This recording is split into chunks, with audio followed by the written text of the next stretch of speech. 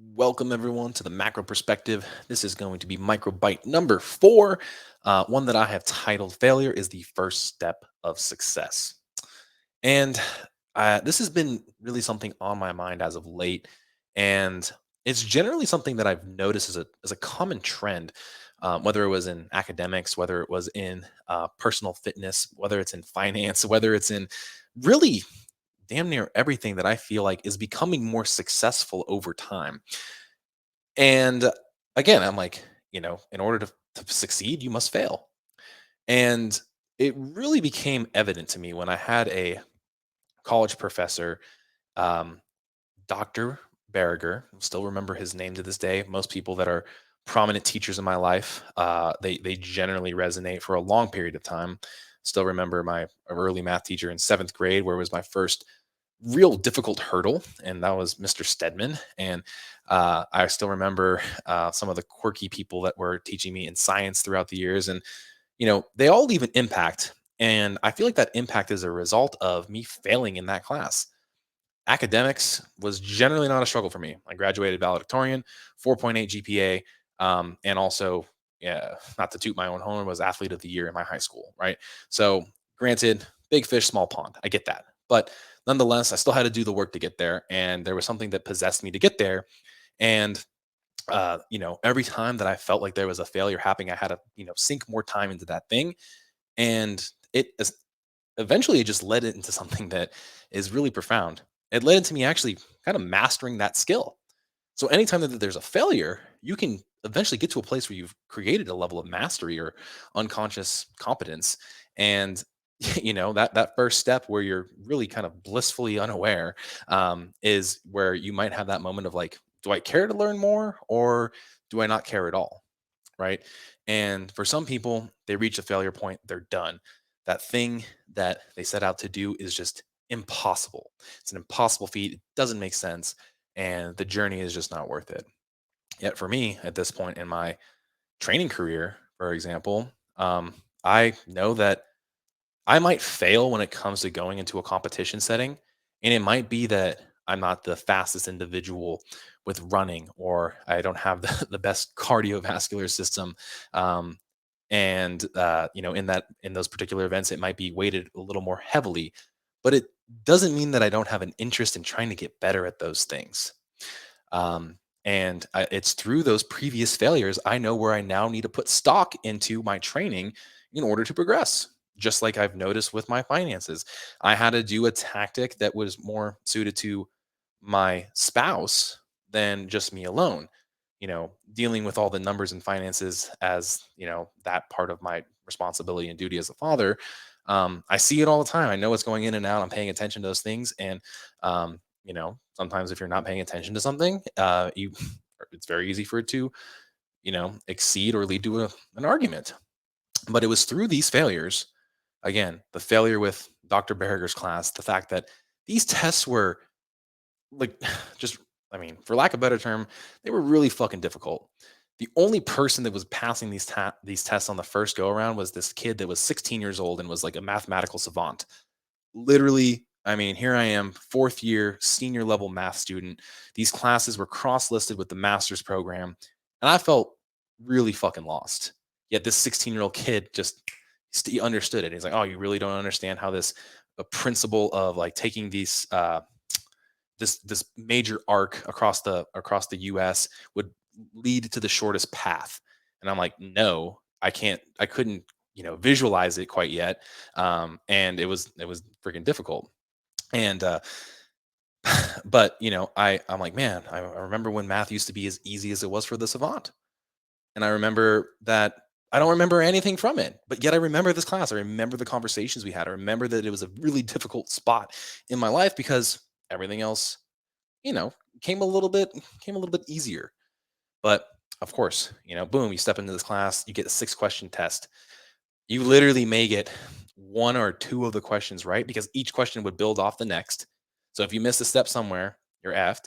And somehow, some way, in some way, shape, or form, it was like he would look at the class average and give you a score relative to that, and then kind of boost it up. It was like a weird grading scale. It doesn't really matter what that was, but inevitably. you get a take home version of that exact same thing, not knowing your score. And it was great because all the students in that class were like, holy crap, the first one we took, terrible. I did not do well. I did not do well. We we got together as a community and took the second version of the test all together, trying to help boost one another up. And that's when learning actually happened. That's when we all had success. We got together, we put our heads in a really, think tank, and it made for honestly some really wonderful experiences. I mean, I still remember the people. We're all walks of life. It's like me, the jock. It's me, associating with somebody who just wants to be a teacher. He's like, why the hell am I even learning this class? I don't need to know this shit to teach algebra to seventh graders. And we're all laughing at the fact that we're going through this, but it was a spot where we're all failing in order to then, hopefully get our degree at some point. Um, I will say though, that has always resonated with me. And that version of failing first and then being able to step in and take action with something and do it for yourself and become successful is really just you putting your best foot forward. We knew we had 3 days to get the best score possible, so we did just that. But we initially failed. It didn't matter how prepared we may have thought we were in there for a 90-minute test doing two of the six problems, writing was practically a dissertation or a thesis on the damn subject, only for the professor to come up to the whiteboard on that Monday and literally write 2 lines for the proof. And it felt debilitating, humiliating, right? And you're laughing because it's like, oh, it was really that easy. You're overthinking it, right? So that first step of failing, it may be a little humiliating or humbling, but then it led to this level of success. It led to the thing that, hey, there's no time frame at being successful. There's no time frame at which you have to feel down and before you can overcome it. And again, for me, that first real life lesson happened in this geometry class um, at UNLV, and it was crazy, but it's been very impactful because over and over again these things are happening. Again, the finance thing. I'm like, damn, like why can't we stick to this number? Why does it seem like it's not going down? We're not saving anything. What's going on here? Okay, I'm failing. I feel like I can't fix it. But then again, I'm not applying the tactic that someone says like, hey, I would like to try this. So again, I was failing because I was unable to open up my eyes to trying something different. But now, literally 7 weeks into it, it's been the most successful thing that we've done for budgeting. Same thing with fitness. The first time I ever stepped on the competition floor, I was a failure. I didn't make it into the final event, right? And that's a big deal. You want to be in that final event when it comes to CrossFit. You want to be the one that's, fighting for the podium spot. Yet I was fifth best when it came to that first competition. It's why I still go back and do that competition year after year, 10 years later. I still actually have a shirt that is from that original one. And it was through those moments of failure that I've become more successful at those endeavors. And it's impacted me in such a way that I felt like it was necessary to share because ultimately, you know, you can fail and moan and groan about things, and or you can look at things and see where you were maybe a little underprepared. See if you can have better action steps to lead you forward to become more successful in the next go around, right? And sometimes too, you can be actually succeeding and you can actually win something, yet you're still a failure in some places. Yeah. Point in case here, my wife and I did a fitness competition, and we ended up winning it together. And we were both so concerned about the strength numbers that we would produce for that one event, probably because both of us were a little bit on the weaker side when we're, a little bit younger. And so that was always a struggle for us. So we've always put a lot of stock in making that successful and never not being that person in that moment, in that shining lights or under the lights moment. And of course, now we kind of got there, or I know that I did, and she hit her mark and almost in definitely was like, oh man, I probably would have had that the next step up, but our didn't have enough time. She misread the event. It was actually pretty funny. But what it taught me was we can win this event, but you can still feel like a little bit of a failure because certain events didn't go our way. And instead of spending more time getting the lifting and the numbers up to this, threshold of where it used to be, should have spent more time freaking running. So on this go around, when I'm getting ready for this next competition here in about 7 weeks' time, my ass is outdoors. I'm trying to run at a weight that's not comfortable running because I know I need to get better at that thing. It's because I felt like a failure before that I'll be more successful and more prepared this time. And I feel like everybody owes it to themselves to understand how to fail with grace, right?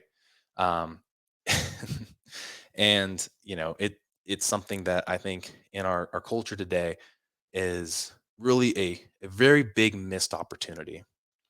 If you can learn to take something that you're not currently good at and put some time into it, instead of just saying it's too difficult, I can't handle it, you're going to be able to become successful in anything you put your mind to. Along the way, there's probably going to be some continual failures, and you might have to reach out to new people. And again, it helps you grow. And again, this is just an observation that I've noticed with a lot of people. I used to throw people into the fire as a coach for week one. I used to think that that was the best course of action. But now I realize as a coach that they've already been failing. And my job as the first step is to now make them become successful. And again, while there's still going to be some failure points in that first week for most people, that's why you need to show up on that first, check in. You need to show up. You need to communicate. You need to tell what's going well, what's not going well, what you don't understand, what you do understand, right? How you can build and layer these foundational principles of your failures to then become more successful. So that's the end of this microbite. Hopefully, you can get a little bit out of this. I know for me, it's a lot of anecdotal stories. Find your anecdotal story, right? Share it with me. I'd love to hear where you found some level of failure, but it actually ended up being a great teaching moment for you.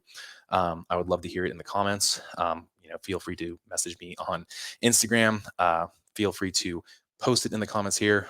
Maybe give a little bit of a review on Spotify related to this particular microbite and or Seamus's most recent one and or any of our other episodes that we're working on.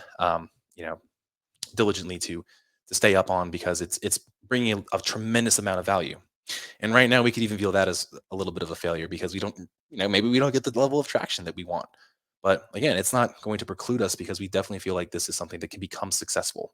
It's definitely carried over into become for me being a little more successful as a father, more successful as a husband, more successful as a business owner, more successful as an employee. It doesn't matter what it is because this thing right here may ultimately be the biggest failure that we've ever endeavored into, but it's bringing out so much other success in other places because it's making me become uncomfortable and learning how to speak in a certain way.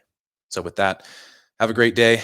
If you guys are, feeling frisky to get into some form of chat, feel free to hit me and Seamus up and or our team. We would love to hear from you.